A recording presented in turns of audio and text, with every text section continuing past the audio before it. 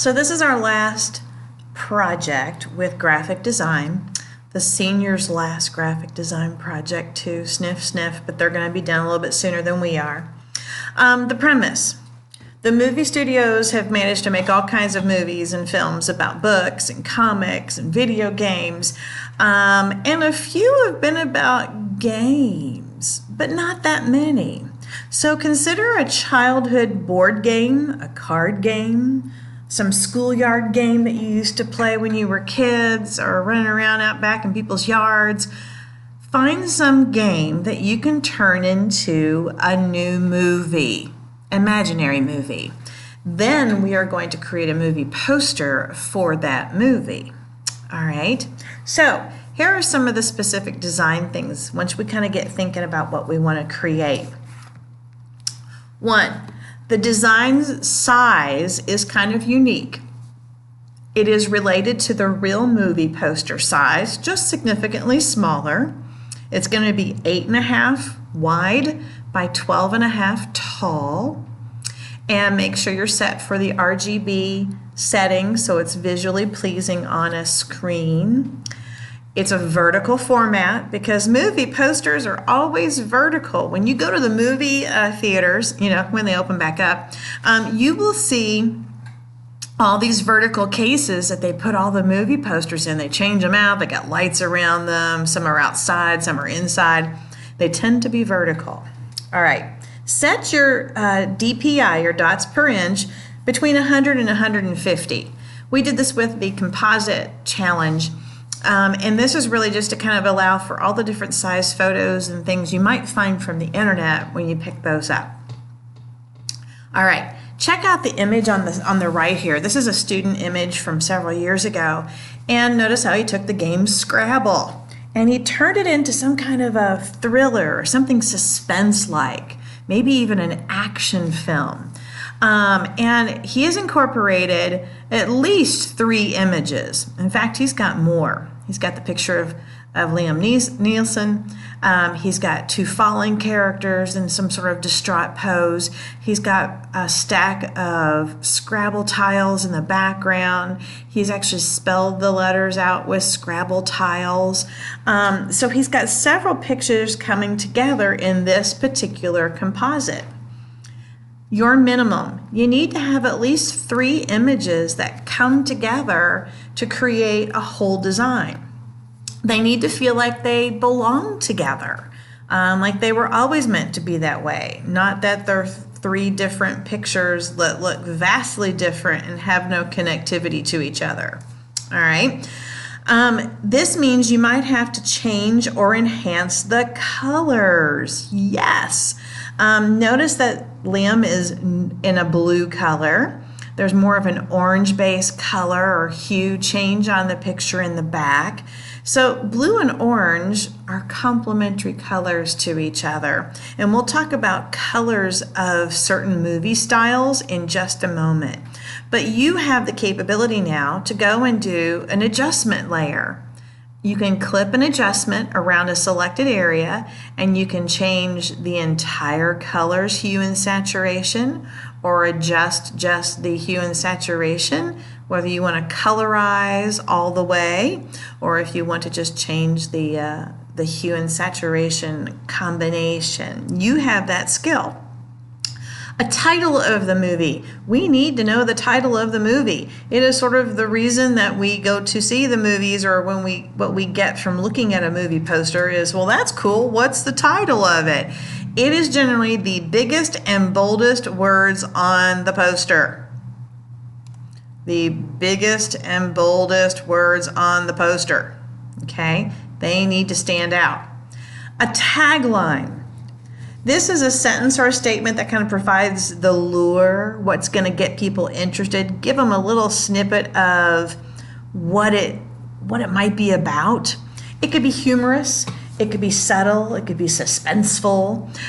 This student used, "A loss of words is fatal." Dun, dun, dun, being that he's using Scrabble words, right? And he's got something more suspenseful or action-based in his movie theme.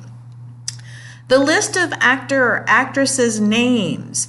These people pay a lot of money with their agents to get top billing in a movie, and that means they would like to have their names somewhere near the top. And if you've already seen the video of sort of the elements of a movie poster, there's another place that you can put names and such as well. I would suggest not going over 4 names of actors or actresses that you wish to have highlighted in your movie. You can put their first and last names, or you could just put their last names. If they're a recognizable last name, then you won't have to probably put a first name. So that is totally up to you how you want to go about that. But I would stay between 2 to 4 kind of actors and actresses. You could choose Scarlett Johansson for all I care. Whoever you'd like to have starring in your movie. If you were an honors graphic design student, then you're going to need to provide what we call the producer credit box. The anatomy video talked about this lower area here at the bottom of the movie poster is where we have to give credit to all kinds of special people, from the picture company to the actors to the directors, yada, yada, yada, yada. Okay, there is a separate lesson or little short video that shows people how to set that up, whether you're in desktop or whether you're in iPad app. Release date, this is for everybody, okay? We need to know when your movie poster's coming out. This one here says summer of 2015. All right, so give us something. Is it going to be this holiday, 2020, summer of 2020, or post-apocalyptic coronavirus 2020? I don't know. Come up with some kind of a release date for your movie. Honor students, once again, you are required for the logo of the film company. Example here is the Sony Pictures logo. This needs to be established so that we know what company you went with. It should match the same thing that you have written into your production producer credit box. Extra credit for everybody. One extra credit is to add a film festival award somewhere on the poster. If you Google up film festival award-winning movie posters, you'll see a whole bunch of them that show this icon right here to the right. Best feature film, or it might say best actress, best actor, and it will capture these laurels on either side. That means the movie has won something at some film festival along the way, and they're highlighting that and praising that to, of course, sell more movies and DVDs later. I do have the laurels icon, the little leaves on the side. All you would have to do is type best feature film or whatever you want to put in there, okay, if you wish to do that. Colors. Let's talk colors. I said I was going to get to this here in just a moment, and here that moment is. Color schemes are what they call formulas for movie posters. If you go out and look at dramas and action movies and independent films, romantic comedies, buddy funny movies, anything with Will Ferrell, horror and thriller movies, these are the typical, almost always seen color combinations that they use between their backgrounds and all of their photos and lettering. In dramas and action pictures, you will often see blues and oranges. Pause. Imagine that. Look here at Scrabble. It's an action drama. Woohoo! All right.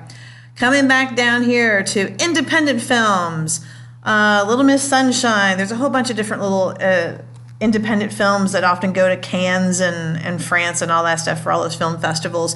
They almost always have yellow backgrounds.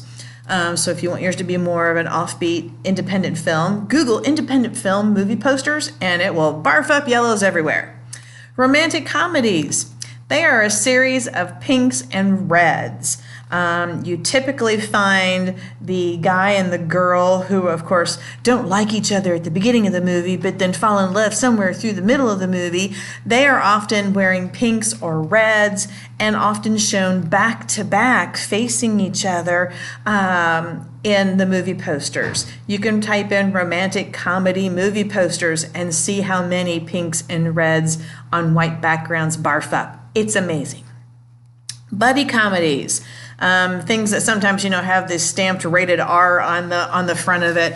Think of any Will Ferrell movie along the way, and you will find a lot of movies that have big red areas, whether people are wearing red, whether the title is red up against a pure white background. Again, you could do a search for that and see how many of them are like that. And you'll be like, oh my gosh.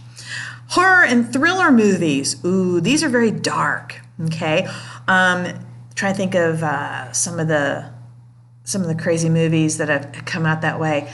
Inception is one of them.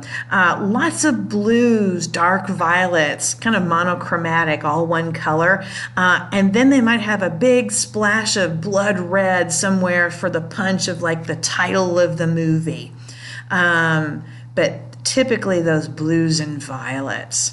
All right, so when you're thinking of the colors to use to change your pictures with, to kind of feel that aura of your movie that you want, whether it's drama and action or an independent film or comedies and etc., let me know, all right, which way you're going to end up going. And this is a great way to kind of follow along with that. Let's talk lettering styles. The biggest problem some beginning stylists have is that they try and use fancy fonts. And a lot of fancy fonts tend to have some skinny lines. And skinny, thin lines like this and like this are really hard to read, okay? Lettering styles that you want to look for tend to be things that are bigger, heavier, bulkier, solid ones like this or this that have a lot of fat to them somewhere. Granted, if you have a movie, say you want to do the movie Clue, or if you want to do the movie Trouble, those companies have logos already. If you want to download the logo for the Clue board game and then kind of extract it, do your selections and save it and use the real one, that's totally fine, okay? If you don't have something like Chase or Tag or King of the Hill or Conquer the Flag or whatever, those types of things, or square ball or four ball, none of those things tend to have some kind of a logo attached to them from any board game company. So you'll have to use your own creative lettering. And again, down here at the bottom, I have a YouTube thing for iPad users and desktop users for how to get lettering styles that you like, that you think might fit your movie poster best. All right, in general, this is why it's really highlighted. It is fairly important. Do not use more than 3 different kinds of fonts or lettering in your poster.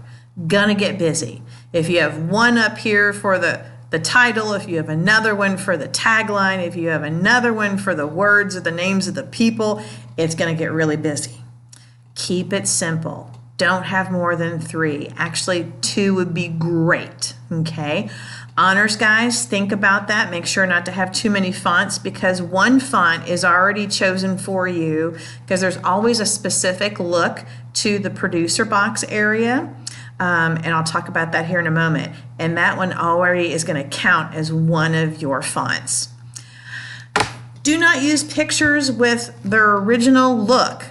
So if you download a picture from the internet and you're like, ooh, I really want that car, that'd be perfect. Or I want that person to be into my picture. Or I want that building to be in my picture's background. Do not leave it the exact same way you found it from the internet. Because every picture you bring in, if you leave it like that, it's going to be busy and cluttered, because every picture's going to have a different light source. Whew! It gets cluttered and we don't know where to look. And then it will not feel like a composite of a picture where everything naturally feels like it goes together. Therefore, that's why we have the movie theme colors from up above. Changing some of the images, things in the background. Maybe go all black and white and then just use some areas of bright color to tell us the story. So paint, replace colors, adjust hues to make the pictures you bring in feel like they belong. All right, helpful videos. iPad and desktop versions, how do I add fonts to my poster? Well, one is iPad guys have to go and add it to their iPad app. This walks you through that. Desktop people, you got a place that you can go to kind of look for some fonts that I suggest has some really nice fonts, and you got information of how to do that. All right, say you want to do the producer box, okay? Honors guys have to. So here are instructions on how to create that for both the iPad version and the desktop version, and then somebody might choose to do it for extra credit who's not honors. All right, check out some of these two examples. This one down here, these are both student ones from past years. He went all black and white. Look at this, the lettering style is all the same. If anything, it might be a little thin, because as the letters got smaller, they got a little thinner and a little harder to read, but he kept them consistent, so kudos to him. Everything he brought in, he turned to black and white. And then, like I showed you in one of the videos, how I kind of painted the masking away, right? He exposed some of the color back on their Kerplunk sticks. He also brought in this image of a countdown clock, and he left that in full color. He did add some extra credit here with his PG rating and his company, all right? So he was an academic guy. So great kind of outcome there. Played with transparency here. Can you see how we can see through that to the picture behind of Nicolas Cage? All right. It is helpful also, look how you put John Hetter's name over John's area and Nicholas over Nicholas's area. Okay, so that was quite helpful too.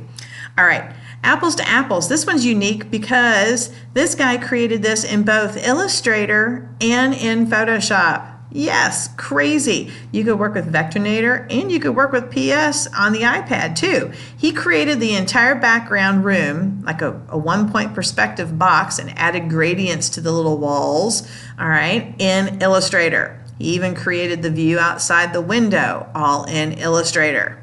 Then he brought that picture, turned it into a JPEG, and put it in Photoshop and brought in his apples, his knife, and then he began to place his information. See how he's got his production notes and all that good stuff.